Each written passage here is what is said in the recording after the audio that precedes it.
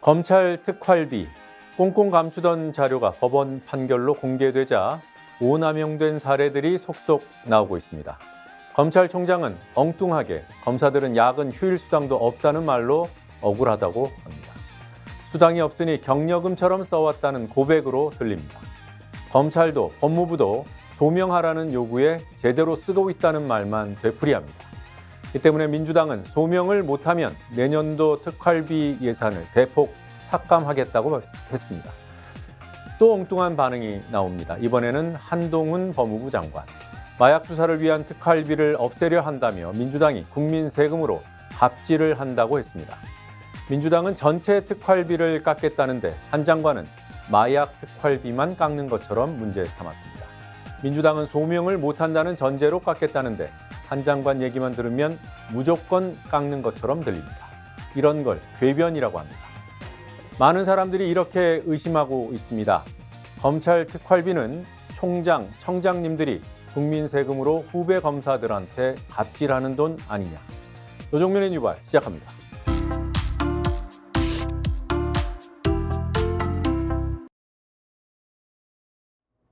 네, 오늘 여러분들 꼭 기억했으면 좋겠다 싶은 기사들 먼저 찾아서 밑줄 그어 보겠습니다. 경향신문 사설부터 보시죠. 이동관 탄핵안 점령군식 방송 장악을 바로잡는 전기로 삼자. 이동관 탄핵안이 어제 국회 본회의에서 보고됐습니다. 표결을 하려면 보고로부터 24시간이 지나야 되는데 그 24시간이 지나기 전에 본회의가 끝나버려서 의안 처리는 이루어지지 않았습니다. 어쨌든 민주당은 이동관 탄핵에 대한 의지를 공식화했고 당론으로 처리하겠다는 입장입니다. 무슨 이유로 이동관 방통위원장을 탄핵시키려는 것일까? 공영방송사에 대한 헌법상 언론 자유를 침해, 공영방송사, MBC 등의 언론 자유를 침해할 수 있는 조치를 했다. 무슨 조치냐 하면 보도와 관련된 자료를 제출해라 이랬습니다. 그리고 민간 독립기구인 방송통신심의위원회가 지금 앞장서서 가짜뉴스 퇴치를 내걸고 인터넷 언론까지도 심의하겠다고 하고 있습니다. 이런 방향, 이런 방침을 사실상 종용했다. 실제로 사전에 협의한 내용은 확인이 됐습니다. 그리고 MBC 이사를 해임시켜버립니다. 그 직전에 MBC 이사장을 해임시켰는데 법원이 해임 효력을 정지시키고 복귀시켰죠. 그런데 비슷한 이유로 다른 이사를 해임시키는 조치를 이동관 방통위가 했다. 그리고 KBS 이사회에서 새로운 사장을 뽑았는데 그 과정이 매끄럽지 않았습니다. 이 과정에서 파행이 일어났다. 이것을 이 위원장이 관리 감독하지 못했다. 이런 책임을 묻고 있습니다. 줄여서 얘기하면 이동관 주도로 방송 장악이 점령군식으로 이루어지고 있다. 속도전이 이루어지고 있다. 자, 이동관 방통위원장.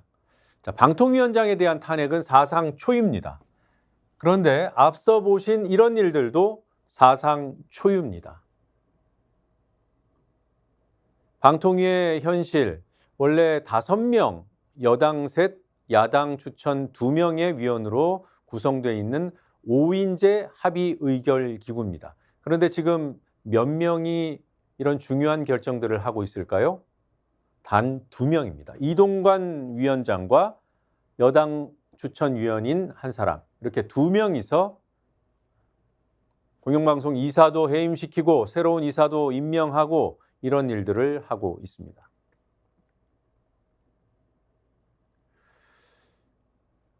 어제 이동관 방통위원장 등에 대한 탄핵안이 처리되지 못한 이유, 윤제옥의 플랜 B 때문이다라고 한국일보가 보도하고 있습니다. 윤제옥의 플랜 B는 무언가? 윤제옥은 여당 원내대표 이름입니다. 국민의힘 원내대표 윤재옥. 원래 어제 본회의에서 국회 본회의에서 노란봉투법 또 방송 3법이 처리됐죠. 당초에는 국민의힘이 그 법안에 오랫동안 반대해왔기 때문에 필리버스터로 저지한다고 했습니다. 그런데 그게 플랜 A였고 플랜 B를 가동합니다. 필리버스터, 무제한 토론을 철회해버립니다. 윤재옥 원내대표가 예정했던 필리버스터를 철회한다. 노란봉투법과 방송 3법을 동의해서 그건 아닙니다. 그건 대통령이 거부권을 행사해서 어차피 막을 거니까 우리는 이동관 탄핵을 막자 이겁니다. 필리버스터를 처리하면 왜 이동관 탄핵안을 막을 수 있을까? 이동관 탄핵안, 이 탄핵소추안이 발의되면 표결은 24시간이 지나야 할 수 있습니다. 그러니까 24시간 이내 그 본회의를 끝내버리면 되는 거예요. 국회법상 탄핵소추안은 보고로부터 24시간 이후에 표결을 해야 한다. 그러니까 국민의힘에서 필리버스터를 길게 하면 24시간이 지나가고 그러면 민주당은 안건 상정해서 표결에 붙일 수 있게 되는 겁니다. 이동관 탄핵안 등을. 그래서 그걸 막은 것이고요. 또 하나 노림수, 72시간 이내에 표결을 하지 않으면 자동 폐기가 돼버립니다. 그것까지 노린 것 같아요. 자, 24시간을 넘기지 않고 어제 본회의는 끝났습니다. 그러면 72시간, 보고 시점으로부터 72시간 이내에 국회를 다시 열어야 돼요. 그런데 그건 여야가 합의를 하거나 국회의장이 오케이 해야 되는데 국회의장이 여야 합의를 해오라고 하고 있지 않습니까? 그래서 72시간 이내에 국회가 열릴 가능성 제로. 그러면 어떻게 될까요? 민주당이 오늘 보고했던 안건을 철회했습니다. 스스로 철회했습니다. 그렇게 되면 이제 다음 열리는 본회의, 이틀 이상 필요한 열리는 본회의 시점에 다시 보고를 하고 보고한 시점으로부터 24시간 이후에 표결을 한다. 이게 민주당 방침입니다. 그런 날짜가 있냐? 11월 30일, 12월 1일이 이미 본회의를 열기로 여야가 합의해 놓은 때이기 때문에 이때는 국회의장이 본회의 개최 안 해줄 수가 없다고 보는 거죠. 네. 그래서 이때 이동관 탄핵안을 처리할 것이다. 이게 이제 민주당의 입장입니다. 만약에 민주당 생각대로 된다면 필리버스터까지 포기해서 이동관 탄핵안을 늦췄는데 2, 3주밖에 늦추지 못한 꼴이 되는 거죠. 국힘에서는, 여당에서는 철회한 것도 부결이나 마찬가지다. 한번 같은 회기 내에 한번 제출된 안건은 부결이 되면 다시 올릴 수가 없어요. 이제 일사부재의의 원칙이죠. 그래서 철회한 것은 일사부재의 위배에 해당한다. 이번 회기에는 안 된다. 그러면 이제 해를 바꿔서 새로운 임시국회를 열어서 처리하는 방법이 있겠지만 많은 사람들은 스스로 처리했기 때문에 다시 회부할 수 있다. 그렇게 보고 있습니다. 이건 무슨 기사입니까? 윤석열 검찰총장 시절에 이 검찰총장의 특활비를 관리하던 사람들이 알고 봤더니 용산 대통령실로 다 가 있네? 이 특활비 관리를 당시 검찰총장 윤석열 대통령 그분 입맛에 맞게 잘 해줬나 보죠. 특활비를 어떻게 쓰는지 지금 아무도 모릅니다. 그래서 시민단체 또 뉴스타파와 같은 언론 매체들이 연합으로 검증 취재단을 꾸려가지고 자료 요출도 요구도 하고 또 자료를 받으면 분석도 하고 법무부와 검찰에서 자료 공개를 거부했죠. 그래서 소송까지 하지 않았습니까? 몇 달에 걸친 소송전 끝에 이겨서 자료를 받았는데 그 자료 상당수가 가려져 있고 그럼에도 불구하고 분석을 쭉 해왔습니다. 그래서 밝혀낸 것.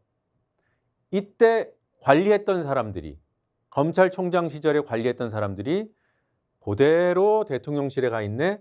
복두규 대통령 비서실 인사기획관. 이 사람은 윤석열의 최측근입니다. 대검 사무국장으로 살림살이를 총괄했어요. 윤재순 대통령 비서실 총무비서관, 이 사람도 측근이죠. 특활비의 출납 집행에 관여했다. 대검 운영지원과장이었습니다. 자, 이렇게 좀 알려진 사람들뿐만이 아닙니다. 강의구라는 부속실장이 있습니다. 대통령 비서실의 부속실장 1급, 되게 높은 자리예요. 또 김모 행정관, 또 최모 행정관, 이런 사람들 다 윤석열 검찰총장과 한 배를 탔던 사람들입니다. 비서실에서도 있었던 총장 비서관이었고요. 1급 강의구, 또 김모 행정관, 최모 행정관, 검찰주사, 또 10급 기능직 10급 공무원 다 비서실에 있었습니다. 총장을 보좌하던 사람들이었습니다. 자, 이 공동취재단에서 또 한 가지 더 의혹을 제기했습니다. 이게 회계연도 독립의 원칙이라는 게 있습니다. 예산을 올해 다 못 쓰면 그걸로 소멸되는 거예요. 그런데 2월시켰다.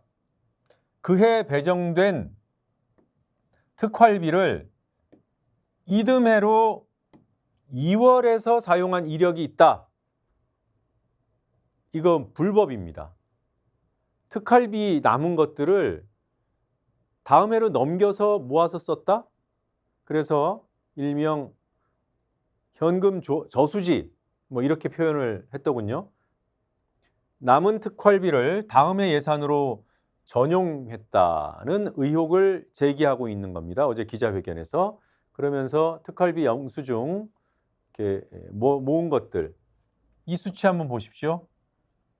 좀 더 키울까요? 2018년도입니다.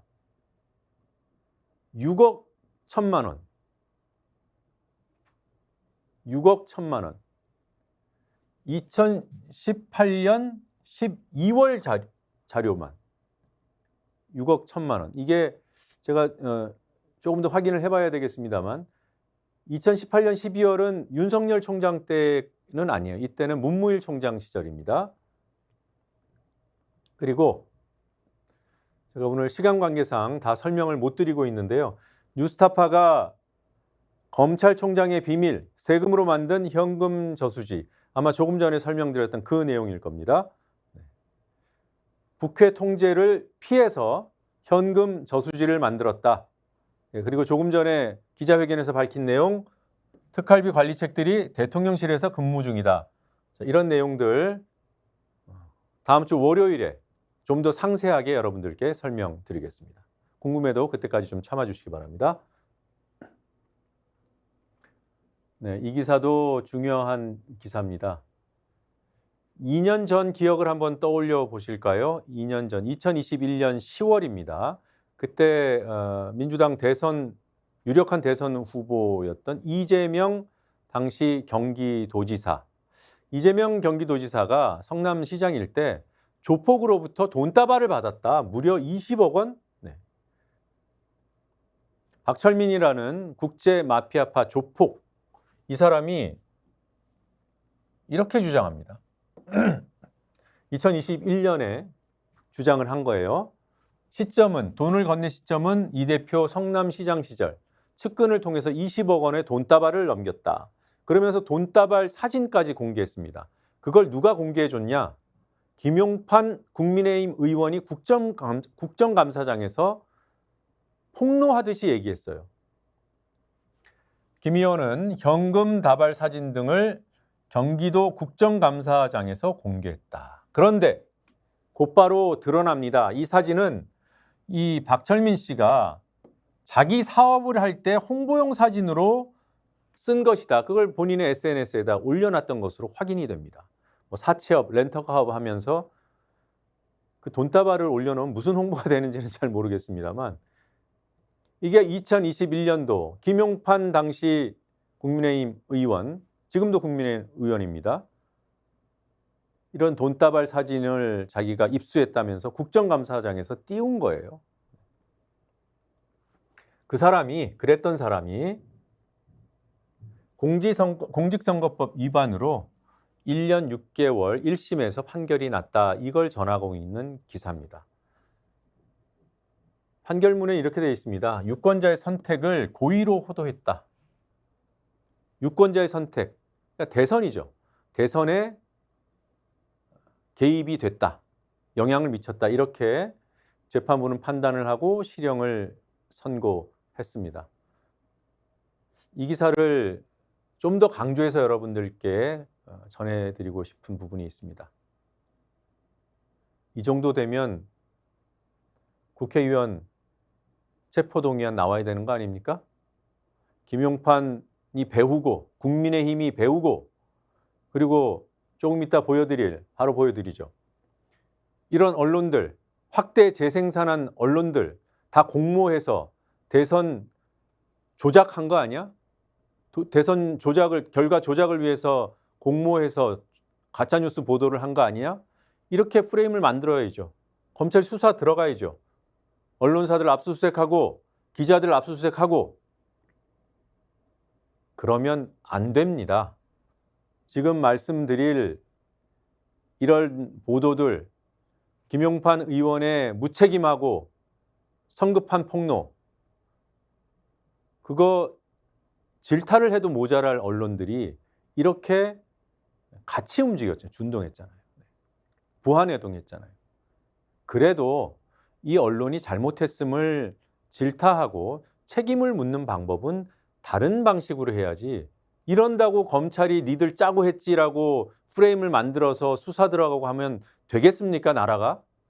그런데 지금 검찰은, 윤석열 정권의 검찰은 지금 다수의 언론사, 다수의 기자들을 압수수색하면서까지 쥐잡듯 잡고 있습니다.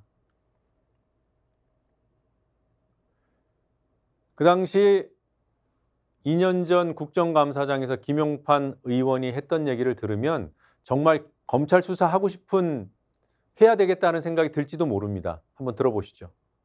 대장동과 조폭과의 관계 등 지사 관련된 많습니다.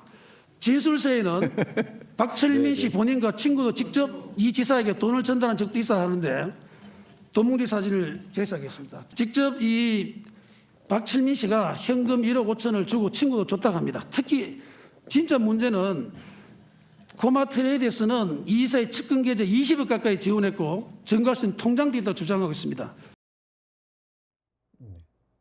주장을, 검증을 어느 정도는 하고 했어야죠. 조선일보 기사들, 그 당시 2년 전 기사들입니다. 조선일보뿐만이 아닙니다. 다수의 언론들이 부화내동했습니다. 그렇다고 해서 검찰 수사를 하자 그러면 윤석열 정권하고 똑같아지는 거니까 우리는 그러면 안 됩니다. 중요한 대법원 판결이 나왔습니다. 가습기 살균제 피해자, 참 오래된 사건이죠. 그런데 이제야 제조사 책임을 인정하는 첫 번째 대법원 확정 판결이 나왔다. 그동안 피해자들이 어떤 고통을 겪었을까? 정부가 가습기 살균제 피해자들을 대상으로 이분들이 지금 호소하고 있는 이 피해가 과연 정말 가습기 살균제랑 연관성이 있는가? 그걸 판정했습니다. 그래서 등급을 나눴어요. 1등급부터 관련이 없다까지 5개 등급으로 나눴습니다. 가능성이 거의 확실하다. 이건 뭐 가습기 살균제 때문이다. 이렇게 본 것이 1등급. 확실하진 않은데 가능성이 굉장히 높은데 이게 2등급. 가능성이 없지는 않지만 가능성이 좀 낮다. 이게 3등급. 가능성이 전혀 없지는 않겠지만 거의 없다. 이게 뭐 비슷합니다만 4등급. 판단 못하겠다. 이렇게 나눴습니다. 이번에 확정 판결 나온 사례가 이 3등급입니다. 3등급. 정부는 3등급까지는 피해에 대해서 일부 보전을 해주고 있어요. 처음에는 2등급까지밖에 안 해줬는데, 이 가능성이 낮다는 3등급에 대한 회사 측의 책임을 도대체 어떻게 대법원이 인정했을까? 말씀드린 대로 가습기 살균제로 인한 폐질환 가능성이 낮다는 뜻이에요. 3단계는, 3등급은.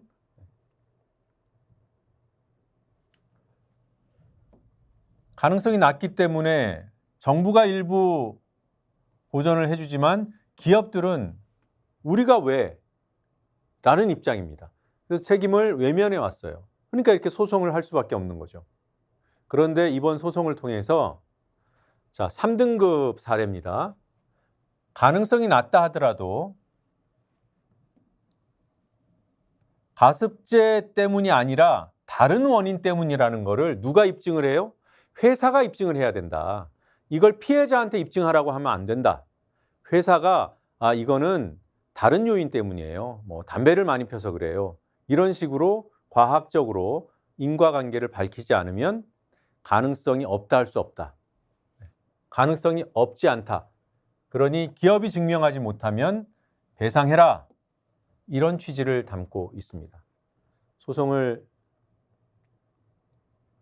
제기했던 피해자 측도 그렇고 사설도 이렇게 얘기합니다. 이제라도 가해 기업들은 적극적인 피해자 배상에 나서야 한다. 단지 이 사례 하나뿐만이 아니라 이 판결로 인해서 대법원 확정 판결로 인해서 다수의 유사한 다른 피해자들도 배상을 받을 수 있는 길이 열렸다. 굳이 소송전을 또 하게 하지 말고 기업이 전향적으로 입장을 바꿔서 피해자 배상에 힘써라 이런 내용입니다. 잠시 뒤에 문제 있는 기사들 무엇이 있는지 한번 살펴보죠.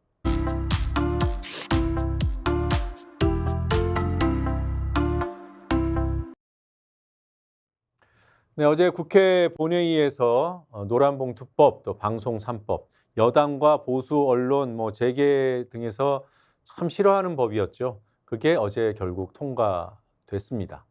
그리고 방통위원장 그리고 검사 2명에 대한 탄핵안도 보고가 됐죠. 지금은 철회가 돼 있는 상태지만 추진할 것을 공식화했고 시간 문제이지 탄핵안이 통과되는 데는 큰 무리가 없다. 이렇게들 보고 있습니다.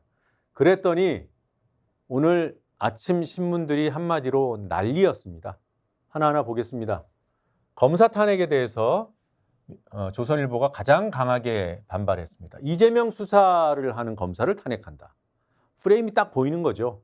이재명 수사에 대한 보복으로 검사 탄핵 카드를 꺼내 들었다. 이런 얘기입니다. 조선일보 사설에서 방탄 탄핵이라고 합니다. 누구를 위한 방탄? 이재명 대표를 위한 방탄. 단식도 방탄으로 하더니 탄핵도 방탄으로 한다. 조선일보의 의도는 이 기사 2개만 보더라도 어떤 프레임을 만들려고 하는지 명백히 보입니다. 다른 신문사 볼까요? 중앙일보입니다. 거대 야당의 도놈은 폭주다. 일면에서도 폭주, 사설에서도 폭주. 정쟁 올인의 독주, 이건 또 독주예요. 이성을 되찾아라. 제가 볼 때는 이런 언론들이 지금 흥분해 있는 것 같아요. 왜 이렇게 흥분을 할까요? 더 있습니다. 서울신문, 최악의 국회다. 언론이 이렇게 함부로 이 과장법을 쓰는 게 아닙니다. 이렇게 자꾸 강조하다 보면 정말 더 나쁜 거 나왔을 때 표현할 걸 찾을 수가 없어요. 최악의 국회. 아무튼 입법 폭주, 국민일보도 폭주라는 단어를 썼군요. 네. 하나만 더 볼까요? 세계일보, 힘자랑. 힘자랑은 앞서서 다른 언론들이 전날 여러 군데에서 썼던 건데 쓸 수 있는 용어들은 다 끌어온 것 같아요. 폭주, 독주, 힘자랑, 어디는 근육자랑 이렇게도 했던데 최악의 국회. 평가는 다 할 수 있어요. 언론의 평가의 자유가 있습니다. 그것도 표현의 자유의 일종이에요. 문제는 그 평가의 근거를 드러내서 뉴스를 보시는 분들이 공감하거나 이거는 이래서 문제야라고 판단케 해줘야 됩니다. 그건 언론의 기본 중에 기본이에요. 그런데 여기에는 이렇다 할 판단 논거들이 제시돼 있지 않아요. 그냥 입장만 있어요. 이재명 수사한 검사를 탄핵한 거야. 본인들이 이렇게 규정해요. 이건 방탄이야. 폭주고 독주야. 이성 찾아야 돼. 힘 자랑하고 있어. 그래서 얘네들은 최악이야. 어제 처리된 법안들 그리고 보고가 됐던 탄핵안들 뭐 전부를 다 하나하나 다 살펴볼 수는 없습니다만 중요한 것은 무엇이든 비판 대상이 되는 무엇이 있으면 그 비판 대상자는 왜 그런 비판받을 짓을 했는지 그 사유부터 따져줘야 돼요. 자, 이동관 탄핵부터 보겠습니다. 왜 탄핵을 하려고 하는지부터 설명을 해주고 그 사유가 이런 점에서 문제가 있다라고 짚어주면서 그 다음에 결론을 내야죠. 그런 과정들이 빠져 있다는 겁니다. 이건 경향신문입니다. 경향신문은 이동관 탄핵 사유 민주당이 5개를 제시하고 있다고 하나하나 다 설명해 주고 있어요. 하나, 여러분 지금 방송통신위원회가 몇 명으로 돌아가고 있는지 아시죠? 네. 원래 5명으로 구성되는 합의제 기구입니다. 그런데 2명밖에 없어요. 이동관 위원장하고 여당 추천위원 딱 2명이서 일하고 있습니다. 그거 자체가 문제인데 2명은 5명 중에 반도 안 되니까 중요한 안건을 처리하면 안 돼. 과거에도 방통위원이 2명일 때가 있었어요. 일시적으로. 그때 방통위 자체적으로 법률 자문을 거쳐서 중요 안건은 다루면 안 된다라는 법률 자문을 얻었더랬습니다. 그걸 죄다 무시하고 뭐 2명 중에서 과반이 출석해서 2명 중에 2명이 나오면 과반이잖아요. 2명에서 그냥 뚝딱 해버리는 거죠. 그렇게 해왔다는 거예요. 민주당은 그것을 위법 상태임에도 불구하고 의결을 했다 이렇게 판단하는 겁니다. 그리고 MBC 이사들, 박문진 이사들을 막 갈아치웠잖아요. 그런데 갈아치운 사람들 다 법원에서 되돌려 보냈잖아요.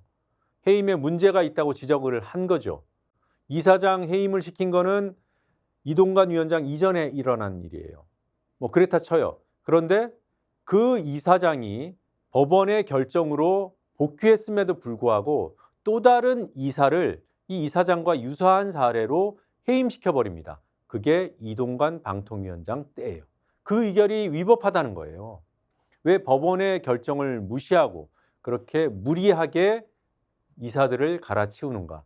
그렇게 갈아치웠던 그 이사도, 김기중 이사도 결국 법원 결정으로 돌아왔습니다. 이게 문제가 없어요? 그럼 어떤 일이 생겨야 이건 문제다 할 겁니까? 또 KBS, MBC 공영방송 그리고 또 JTBC에 보도와 관련된 자료 제출을 요구합니다. 방송통신위원회는 심의기구가 아니에요. 방심위가 따로 있습니다. 왜 본인들이 방심위 하고 싶은가요? 아니면 방심위를 없애버리든가. 이것이 민주당은 언론 독립 침해로 본 겁니다. 언론의 자유는 헌법적 가치라서 모든 선진국이 가장 중요한 가치로 보호해 줍니다. 방통위가 방송통신심의위원회 심의 대상에 인터넷 언론사를 사실상 포함시켰다. 방심위가 인터넷 언론 심의 한 번도 한 적이 없는데 이번에 하잖아요. 뉴스타파 대상으로 1호 심의를 했습니다. 그리고 가짜뉴스 심의센터라는 걸 만들었어요. 심의전담센터. 이런 것들을 하는 과정에서 방통위와 방심위가 민간 독립기구인 방심위가 방통위와 사전 협의를 했다. 이것만으로도 위법적이다. 이렇게 보는 겁니다. 그리고 KBS 박민 사장 후보자가 나왔죠. KBS 이사회에서 후보자로 낙점했습니다. 이 과정에 파행이 있었는데 그 관리 책임도 물을 수밖에 없다. 이게 이제 민주당의 5대 문제 사항이에요. 이런 이유로 탄핵이 필요하다고 주장을 하면 하나하나 따져서 이거는 문제가 아닌데 문제로 삼았네. 이렇게 평가를 해주는 단계가 필요합니다. 그런 것이 없다는 거예요. 뭐 지금 동아일보만 해도 그래도 어제 통과된 노란봉투법, 방송 3법의 쟁점을 정리해서 설명해주고 있습니다. 이렇게 보면서 그럼에도 불구하고 노란봉투법이 불법 파업에도 손해배상 청구가 가능토록 못하게 하는, 불법 파업임에도 손배 청구를 못하게 하는 나쁜 법이라는 비판 내용을 담고 있지만, 그런 걸 하려면 이런 분석이 있어야 된다는 거죠. 뭐 충분치는 않아요. 그러나 적어도 이런 절차는 거쳐야 된다. 네. 다른 보도에서도 법안의 쟁점이 무엇인지 짚어주고 있습니다. 그러나 앞서 봤던 조선, 중앙 등등의 언론들은 그런 과정을 생략했습니다. 전혀 없지는 않아요. 중앙일보 보도 한번 볼까요? 이재명 수사검사 탄핵이라는 프레임을 전제하고 그 이후로 스키장 이용 청탁이라는 극히 일부 사유만 소개하고 있습니다. 기사 내부에서 이 정도로 소개하고 있어요. 제목에서 이재명 수사검사 탄핵이라는 거대한 프레임과 보수 언론이 만들어내고 있는 이 거대한 프레임과 스키장 이용 청탁 정도는 뭐 괜찮은 거 아니야? 자잘해 보이는 의혹을 이렇게 대립시켜 놓고 있습니다. 일종의 수법이죠. 보도 수법입니다. 세계일보도 마찬가지예요. 제목으로 총선 앞두고 전국 주도권을 노렸다. 이런 정치적인 노림수다. 이유가 있어서 탄핵을 한 것이 아니라 이런 정치적인 의도, 계산이 깔려 있는 거다라는 얘기를 해놓고 안에서는 간단하게 왜 탄핵을 하려고 하는지 짧게 설명해 주고 있어요. 이런 것들이야말로 면피입니다. 면피. 그냥 걸쳐가는 거죠.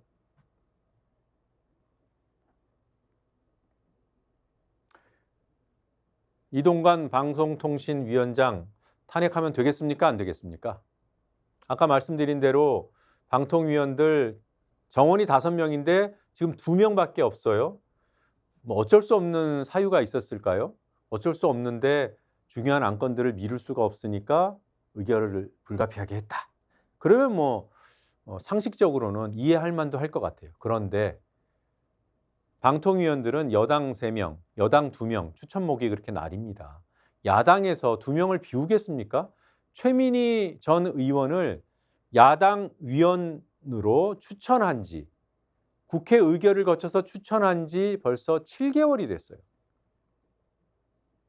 그 7개월 동안 일정 상당 기간은 방통위원이 3명에 불과했고 이동관 취임 직후부터는 2명으로 줄어들어 버린 겁니다.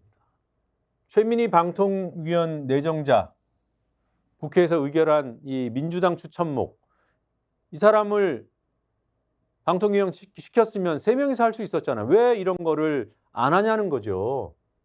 이런 상황. 이상하잖아요. 그냥 딱 봐도 이상하잖아요. 도대체 왜? 무슨 뭐 결격 사유가 있다는데 결격 사유 있는 거를 확인하는데 7개월이 걸립니까? 그리고 아까 잠깐 말씀드린 박문진 이사, MBC 이사진의 무리한 교체. 그런데 그 사람들이 다 법원의 결정으로 복귀합니다. 그래서 제가 일전에 방통위가 총감독을 하고 있는 막장 드라마 MBC를 날려라. 정말 막장 드라마라는 표현을 쓸 만한지 한번 보십시오. MBC 박문진 그 이사들 총원이 9명인데 여야 부도가 3대 6이었어요. 너무 두껍네요. 3대 6이었습니다. 그런데 8월 21일에 권태선 이사장을 해임시켜 버립니다. 민주당 추천으로 이사장이 되셨던 분이에요. 그리고 여당 추천 몫으로 김성근 이사라는 사람을 채워 넣어요. 그러면 어떻게 됩니까? 4대 5가 되죠. 4대 5가 됐는데 권태선 이사장이 법원 결정으로 컴백을 하네요. 그리고 김성근 임명의 효력이 정지돼 버리네요. 그런데 그 사이에 김기중 이사를 1명을 더 해임시켜 버렸어요. 그러면 어떻게 되죠? 저도 헷갈립니다. 권태선 복귀했으니까 이제 일시적으로 6대 4가 됩니다.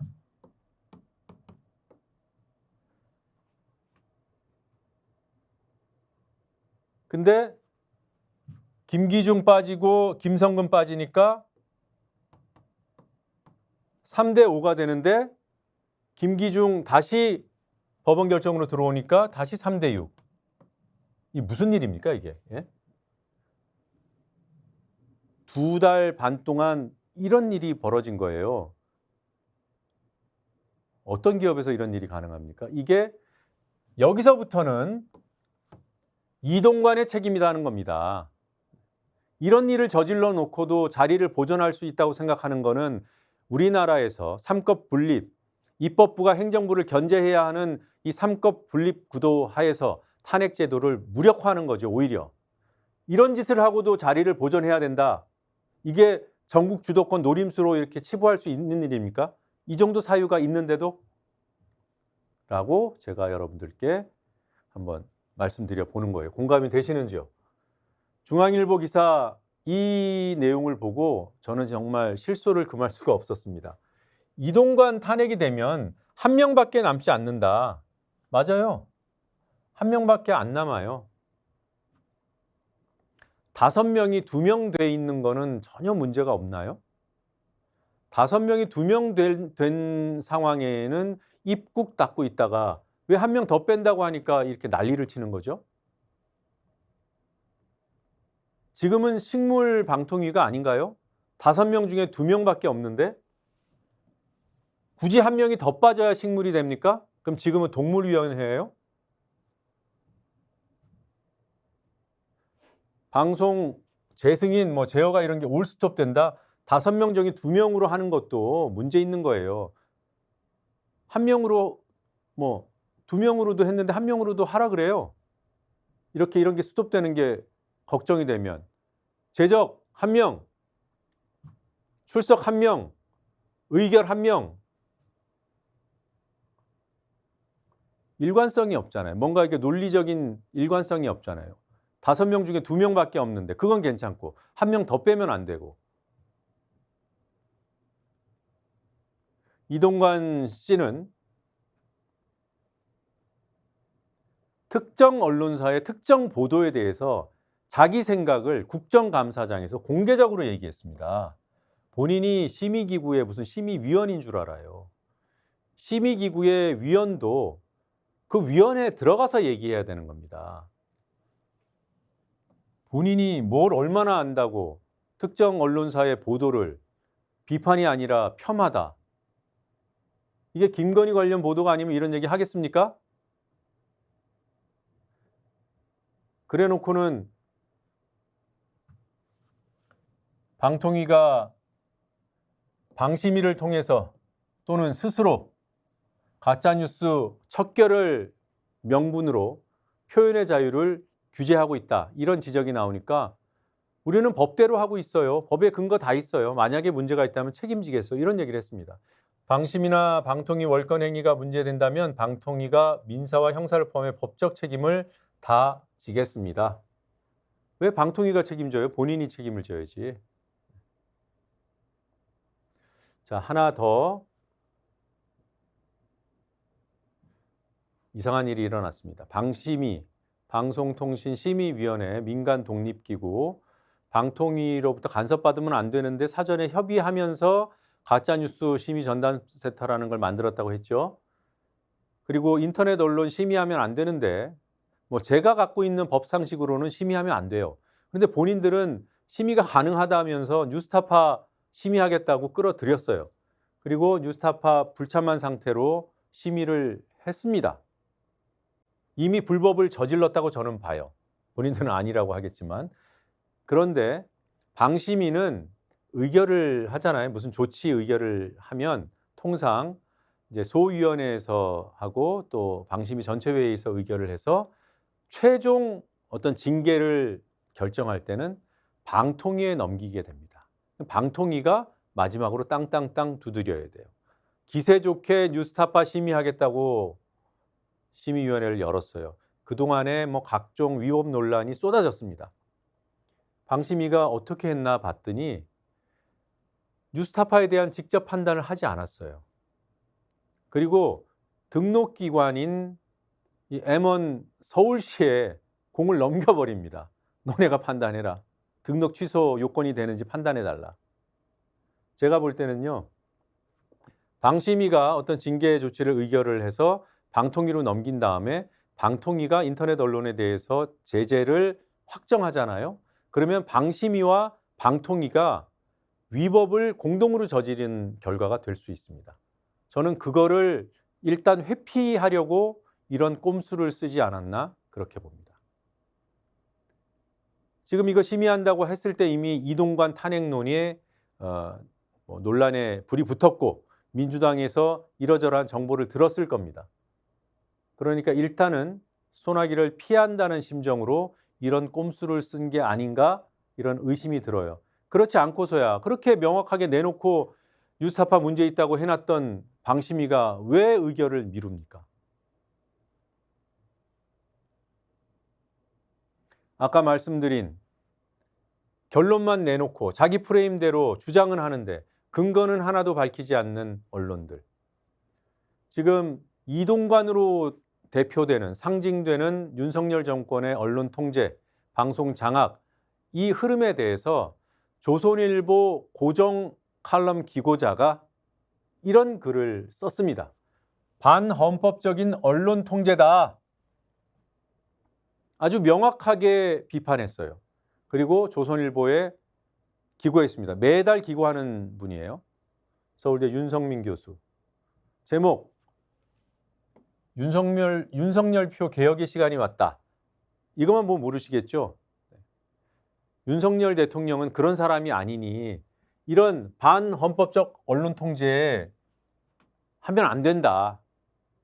이런 얘기를 하는 겁니다. 조선일보 웹사이트에 잠깐 올라왔다가 삭제됩니다. 이분의 칼럼은 매달 신문지상에도 올랐어요. 제가 최근 몇 달을 봤더니 빠짐없이 매달 한 번씩 올렸더군요. 이번에는 통째로 날아가 버린 겁니다.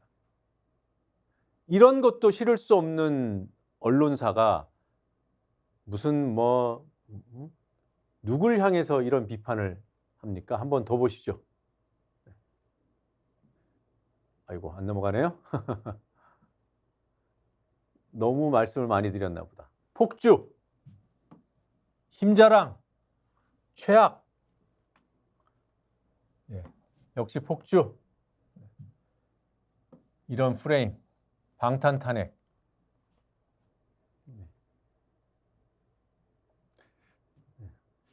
이 정도 이동관은 이 정도 살펴보고요. 이정섭 검사. 이 사람은 탄핵하는데 문제 없나? 수원지검 2차장 검사. 아까 다시 한 번 더 봤습니다만 조선일보는 이재명 수사검사를 탄핵했다고 했죠. 이재명 수사 맡고 있는 사람 맞아요? 보실까요? 지난 10월 기사입니다.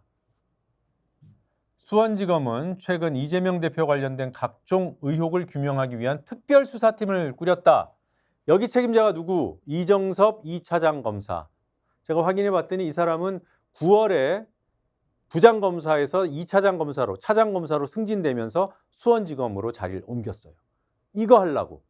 이게 조선일보 기사입니다. 법무부 보도자료 9월 20일자 법무부 보도자료를 가져왔습니다. 인사이동 내역 제2차장 이정섭, 원래 직함은 부장검사. 부장검사였다가 9월에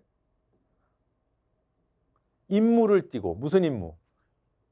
이재명 잡아넣는 임무를 띠고 수원지검에 배치된 사람입니다. 그래서 탄핵을 시켰을까요? 이게 조선일보의 시각입니다. 이 이정섭 검사, 저는 그전에는 잘 몰랐습니다만 연루된 사건들을 들으니까 이 사건도 이 사람이 했나? 저 사건도 저 검사가 했나? 이런 생각을 하게 만드는 사람입니다. 작년 5월 기사입니다. 아시아경제가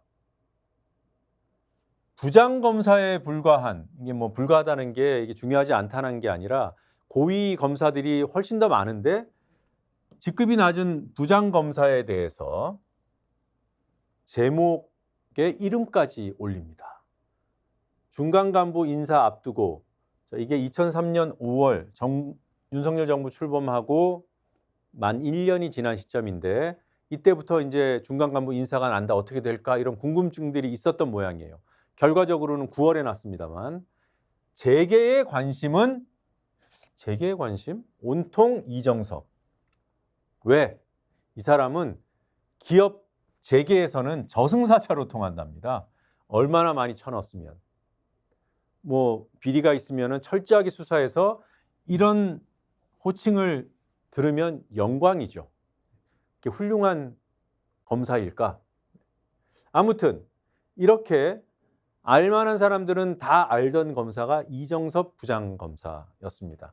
그러니 국정감사장에서 이원석 검찰총장이 이정섭 차장검사에 대한 비리 의혹이 제기됐을 때 왜 일개 부장검사 가지고 그러냐라고 얘기한 것은 사실 궁색하고 논리가 안 맞죠. 그리고 이미 차장검사가 돼 있고 가장 중요한 사건이라고 수사라고 검찰 스스로 얘기하는 그 사건의 책임자잖아요. 근데 이 사람이 국정감사장에서 비리 혐의가 있다 이런 제기가 된 거는 이제 많이 노출돼서 아실 겁니다. 그 중에서 가장 대표적인 거 코로나로 집합 금지됐던 시기에 스키장에 가서 그 스키장을 운영하는 리조트의 식당이에요. 여기서 이런 만찬을 즐겼습니다. 가족 모임에 이 사람이 참석을 했는데 이 사람 확대를 해보면 이 사람인데 이 사람이 누구냐? 이 의혹을 제기한 김의겸 민주당 의원에 따르면 10대 재벌에 들어가는 그룹사 부회장이다. 그리고 그 그룹은 이정섭 검사가 여러 차례 수사했던 대상 그룹이다. 그 그룹에 포함된 무슨 건설, 여기는 뭐죠?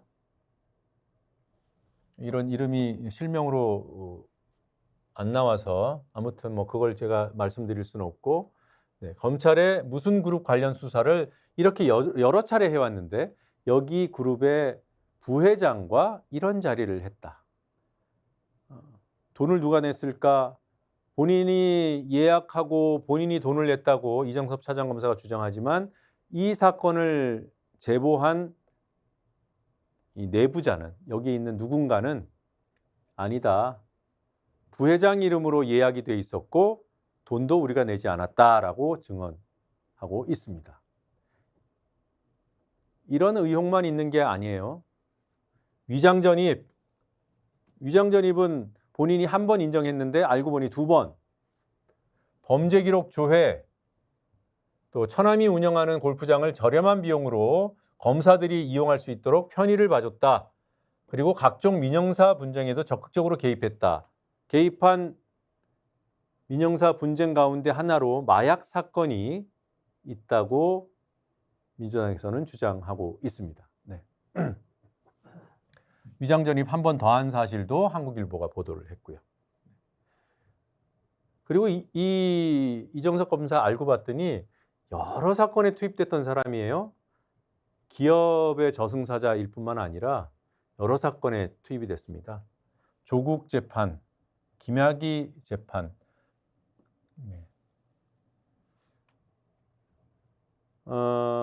이 김학의 재판만 얘기를 좀 하죠.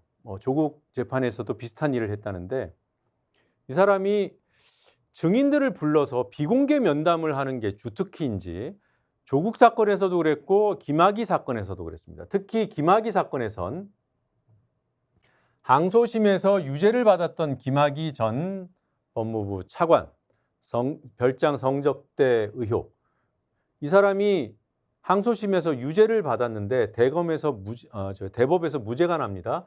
그때 공소유지를 누가 했냐? 이정섭 검사가 있어요. 그런데 대법에서 왜 2심의 유죄 판결을 뒤집었는지 이유를 봤더니 검사가 증인을 회유 압박한 그 절차상의 문제.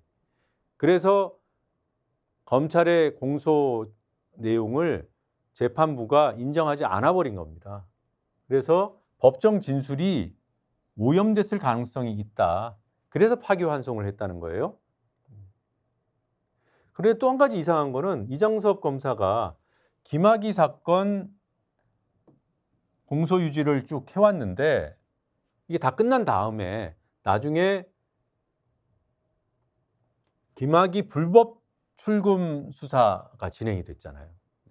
윤석열 검찰총장 시절에 김학의를 국민은 때려잡으라고 그러고 있는데, 잡아 넣으라고 그러고 있는데 김학의가 해외로 도피하려고 하는 거를 누군가가 막았어요. 근데 불법으로 막았다. 그걸 수사하게 만들었습니다. 누구한테? 이정섭에게.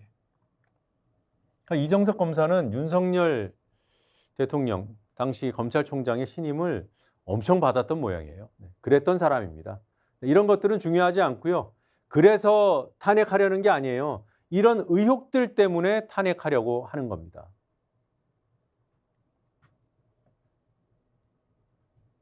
이런 사유가 있고 또 한 명 탄핵 대상자 손중성 검사장. 그거잖아요. 저 고발 사주 사건에 연루된 손중성 검사장. 이런 사람들 다 이제 이원석 검찰총장의 부하 검사들이죠. 총책임자니까 차라리 나를 탄핵해라. 협박 탄핵이고 방탄 탄핵이다. 차라리 나를 탄핵하라. 어디서 많이 들었어요? 윤석열 대통령이 서민들 만난 자리에서 내가 예산을 이리저리 배정하려고 하는데 예산 뺏기는 쪽에서 나를 탄핵시키려고 한다. 그래서 하려면 하라고 했다. 이렇게 얘기했죠. 한동훈 법무부 장관, 민주당에서는 요즘에 탄핵 얘기를 안 하는데, 본인에 대한 탄핵 얘기를 안 하는데 언론 보도에서는 한동훈, 이동관 유력하게 검토 이런 얘기가 나왔잖아요. 그랬더니 그것만 보고 그래? 나 할 테면 해봐. 이렇게 얘기했고요. 이에 뒤질세라. 이원석 총장도 차라리 나를 탄핵해라. 이러고 있습니다. 본인도 불법을 하면 탄핵하죠. 사실 이원석 차장검사 의혹이 불거진 지 벌써 한 달입니다. 그동안 이원석 검찰총장 뭐 했습니까? 비리 감찰하고 직무에서 배제해야죠. 왜 안 하고 있죠? 감찰은 어떤 강도로 하고 있죠? 시작은 했습니까? 자, 한동훈 장관 얘기 잠깐 해보겠습니다. 조선일보 보도를 보면 민주당이 마약 수사에 돈줄을 옥죄다. 이게 무슨 얘기죠? 민주당이 아까 검찰 특활비 얘기 말씀드렸잖아요. 그런 문제가 계속 불거지니까 국정감사에서 해명을 계속 요구했어요. 그리고 계속 이 부당한 전용 사례들, 국정감사 참석한 검사한테 경력금조로 주고 이런 것들이 드러났잖아요. 그러니까 도대체 너네들 어떻게 돈을 써왔냐, 소명해라.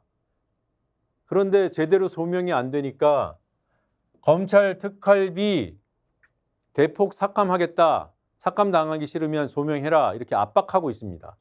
그랬더니 마약 수사 얘기를 한동훈 장관이 꺼냅니다. 아니, 마약 수사 특활비 그거 얼마나 된다고 그걸 깎냐. 2억 7천만 원인데. 그래서 마약 수사 에 대한 국민 인식이 낮아지면, 느슨해지면 어떻게 할 거냐. 이런 식으로 얘기했어요.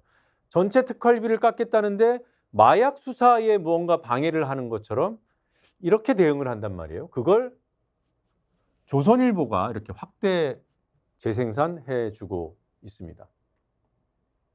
홍익표 원내대표가 한동훈 장관의 얘기를 받았어요. 당신이 지금 마약으로 좀 포커싱을 하는데 민주당에서 그럽니다. 우리 마약으로 포커싱한 거 아니다. 전반적인 특활비를 다 들여다보겠다는 거다. 홍익표 원내대표가 그래. 한 10억 중 주면 돼? 그런데 조선일보가 꺼낸 이것만 놓고 보면 한동훈 장관하고 지금 말싸움만 하고 있는 것 같죠. 이게 핵심이 아니에요. 홍 원내대표 얘기한 것의 핵심은 저는 여기라고 봅니다. 마약 수사비가 얼마가 되든 관련 자료를 제출하고 소명하면 그 예산을 더 올려줄 수도 있다. 그런데 왜 민주당 야당에서는 특활비 전체에 대해서 문제 삼는데 마치 마약 수사에만 뭔가 탄압을 가하고 수사력을 약화시키려 하는 것처럼 말장난하냐, 그러지 마라, 뭐 이렇게 뭐 일국의 장관인데 어법을 되돌려주면서 비꼬기도 했죠. 직접 들어보시죠. 네, 홍익표 원내대표의 말입니다. 하도 그 말이 같잖아서 제가 이건 한번 얘기하겠습니다. 2억 7천만 원 뭐 마약 수사비 없앴다 이런 얘기하는데 그럼 마약 수사비 한 10억쯤 해주면 마약 수사 근절시킬 수 있습니까? 무슨 말 같지 않은 얘기를 합니까? 법무부 장관이. 마약 수사비가 필요하면 관련 자료 제출하고 어디에 썼는지 소명하면 그 예산 더 올려줄 수도 있습니다. 그 말장난처럼 그런 짓 하지 마십시오. 장관, 그래도 일개 장관인데. 자막에 일개 장관, 뭐 그렇게 들리기도 하는데 일국의 장관인데를 빨리 얘기해서 그렇게 나온 겁니다. 자막을 정정합니다. 법무부 야당이 전액 삭감 주장, 그러니까 마약입니다. 마약. 유시스가 법무부의 입장을 설명해 주고 있습니다. 마약 수사 특활비 논쟁으로 조선일보처럼 이렇게 축약을 해놨어요. 법무부에서 그렇게 만들고 있습니다. 이런 논쟁이 지금 논란이 확산이 되니까 법무부는 출입기자단에 보낸 알림을 통해 민주당은 마약 수사만 특정하지 않았다고 얘기하지만 사실과 다르다. 요 다음이 너무 웃깁니다. 여러분 웃을 준비 좀 하시기 바랍니다. 실소가 나오실 텐데 법무부가 민주당이 거짓말하고 있다라고 얘기하면서 한 얘기예요. 민주당은 우리는 마약만 특정한 게 아니야. 전체 다 보겠다고 했어. 그런데 법무부가 민주당 너네 거짓말하네. 니네가 이렇게 얘기했잖아 라면서 얘기한 것. 2024년 예산안 심의 과정에서 민주당은 자 이겁니다. 마약 수사 특활비를 포함해 검찰 특활비 전액을 삭감하겠다. 마약 수사 특활비를 포함해 검찰의 특활비 전액을 삭감하겠다. 이게 마약만 특정한 겁니까? 민주당이 정말 이렇게 얘기했는지 아직 정확히 확인이 안 됐어요. 이 말이 맞다 하더라도 법무부의 주장이 맞다 하더라도 이거죠. A 등 모든 학생들을 그러면 A만 얘기한 겁니까? 참 어떻게 이런 논쟁이 야당과 제1야당과 법무부 사이에서 이루어질 수 있는지 저는 참 이해가 안 가요. 그리고 이게 8일에 출입기자단한테 보내준 알림이라고 하죠. 법무부의 알림 11월 9일에 또 나와 있는데 여기서 윤덕영 민주당 원내대변인의 입장에 대한 반박이 나오고 있습니다. 80억이 넘는 마약 수사비와 2억 7천만 원의 마약 수사 특활비를 뒤섞어 심소봉대하지 마시오. 이거 이외에도 민주당의 입장은 우리는 특활비 전체를 건드린다 이거잖아요. 여기에 대한 법무부 알림, 지금 이거는 웹사이트에 법무부 홈페이지에 게시되어 있는 겁니다. 여기 어디에도 민주당이 마약만 특정해서 했다는 내용 자체가 없어요. 스스로도 그 내용을 못 넣고 있어요. 보십시오. 특활비 전체에 대해서 해명하고 있어요. 특히로 마약을 얘기합니다. 특히로. 보안이 필수적인 수사의 본질적 성격을 고려하면 특수활동비는 반드시 필요한데 특히 마약 이런 식으로 전개를 합니다. 법원도 검찰의 특수활동비 관련 자료 이건 마약이 아니에요. 전체 다와 관련된 내용이에요. 이걸 언론들이 마약으로 축소하려는 법무부와 한동훈 장관의 뜻대로 보도를 확대 재생산해주고 있는 겁니다. 네. 오늘 기사 준비한 기사는 다 같이 봤습니다. 잠시 뒤에 쪽지 시험 풀어보겠습니다. 1분 뒤에 뵙겠습니다.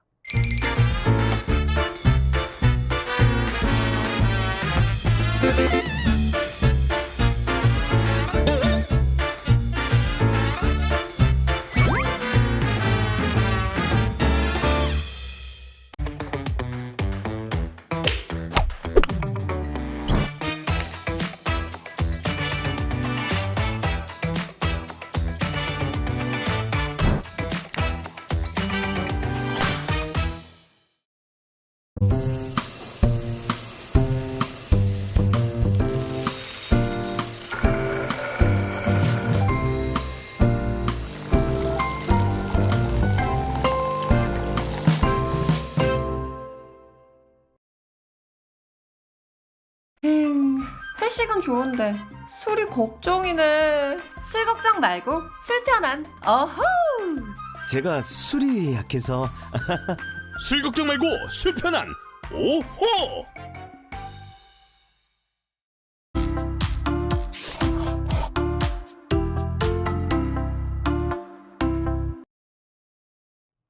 네, 1분부터 풀어보겠습니다. 노란봉투법과 방송3법에 반대해온 여당이 국회 본회의 표결을 저지할 목적으로 무제한 토론, 필리버스터 한다고 했었죠.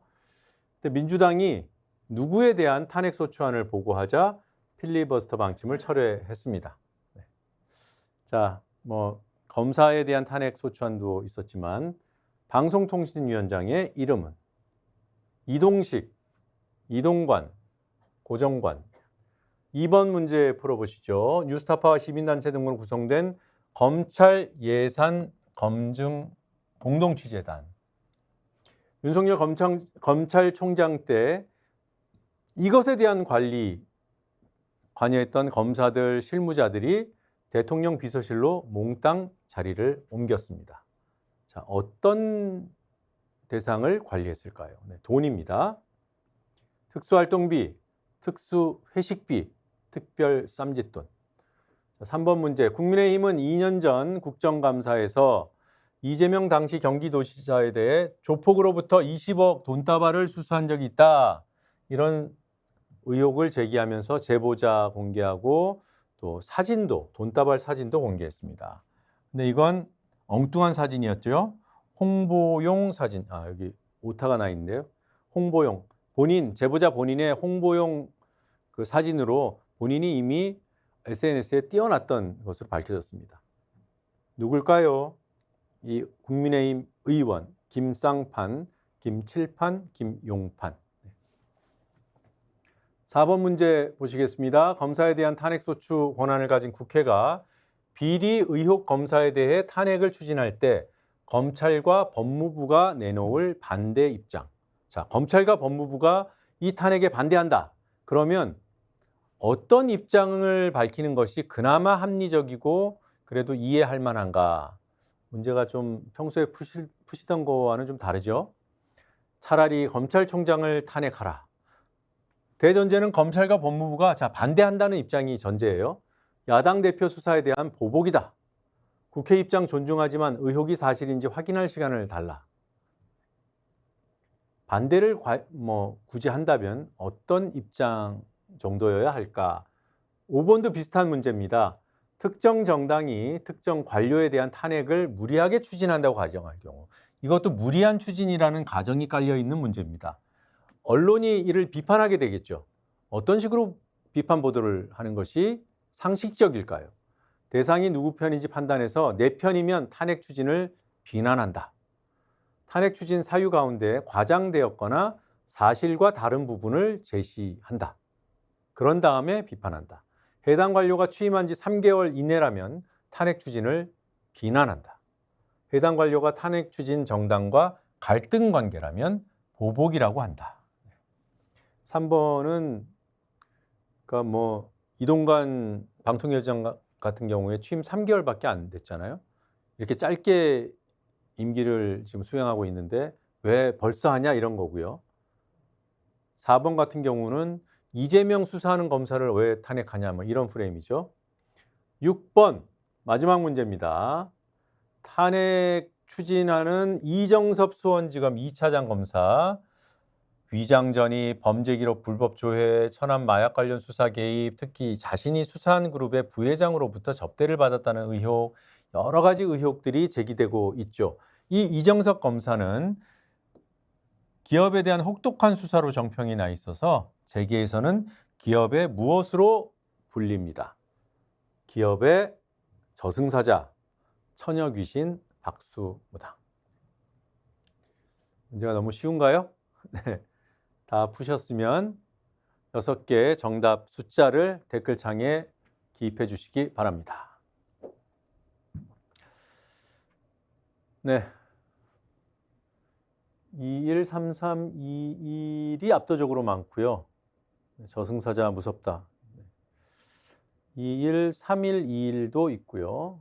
213321 거의 쌈짓돈.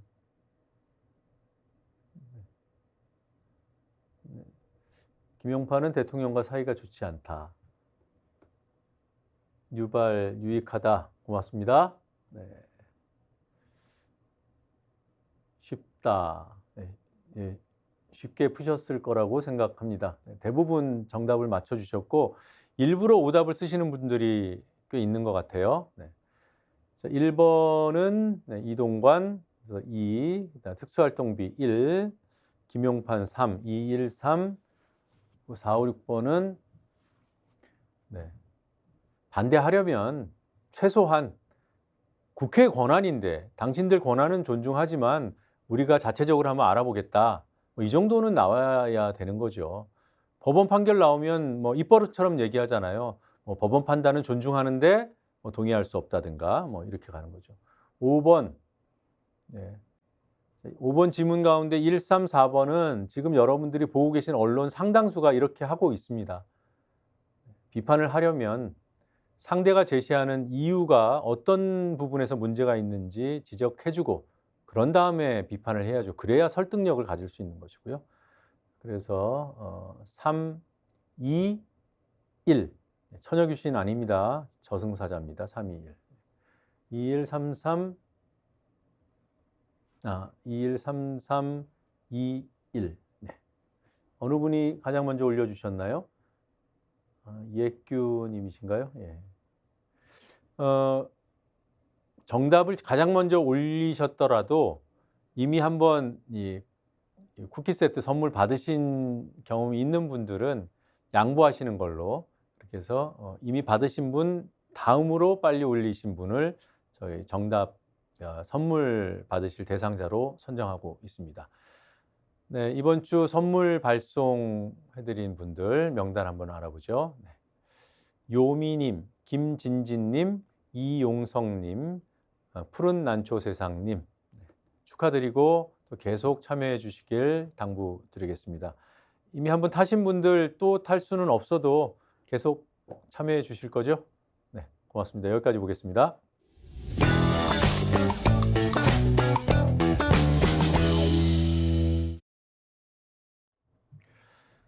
네, 오늘 SNS 통신문은 양비론에 대해서 한 번 더 생각해 보는 기회로 삼으려고 합니다. 한국일보 사설을 한번 보시죠.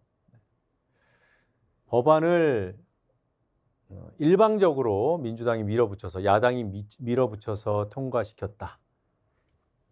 이 상황을 얘기하면서 여야를 싸잡아 비판하고 있습니다. 힘겨루기만 하는 여야.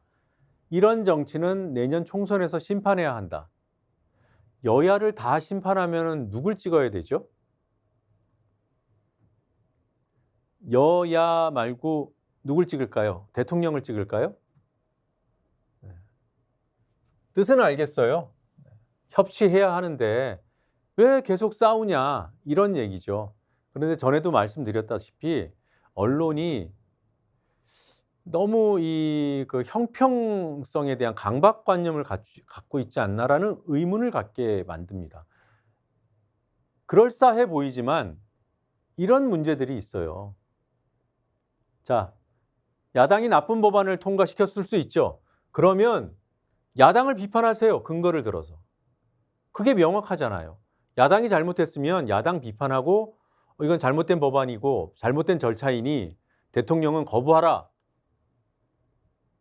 그러면 그 입장에 대한 판단은 있을지언정 명확하잖아요.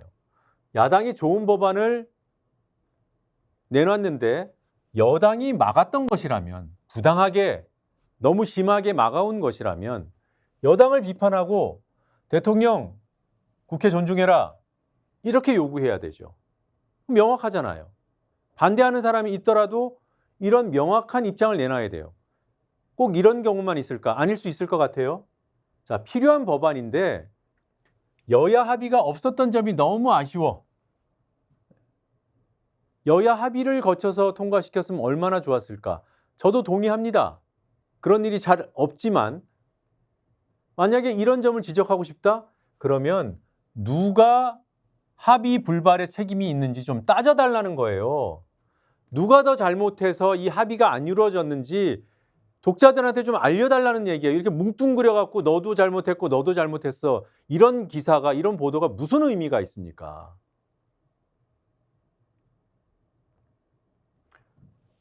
노골적인 편향 안 되죠. 나쁜 신문입니다. 이런 나쁜 언론이에요. 그런데 노골적이라는 거는 그만큼 상대를 속이기가 어렵다는 거예요. 아, 얘네들은 원래 이런 데야라는 판단을 하게 만듭니다. 그래서 잘 안 속습니다. 좋다는 거 아니에요. 이런 측면이 있다는 거예요. 그런 점에서, 그런 측면에서는 양비론이 오히려 편향보다 더 위험할 수도 있다. 왜? 양비론은 나쁜 쪽에 구세주 역할을 결과적으로 하게 되기 때문이다. 이 얘기를 한 번 더 강조합니다. 네, 이번 주 뉴발 여기까지 하겠습니다. 요즘에 조회수가 좀 안 나와서 좀 힘이 떨어지는데 여러분들 좀 힘을 주시기 부탁드리겠습니다. 다음 주 월요일에 다시 찾아뵙겠습니다. 고맙습니다.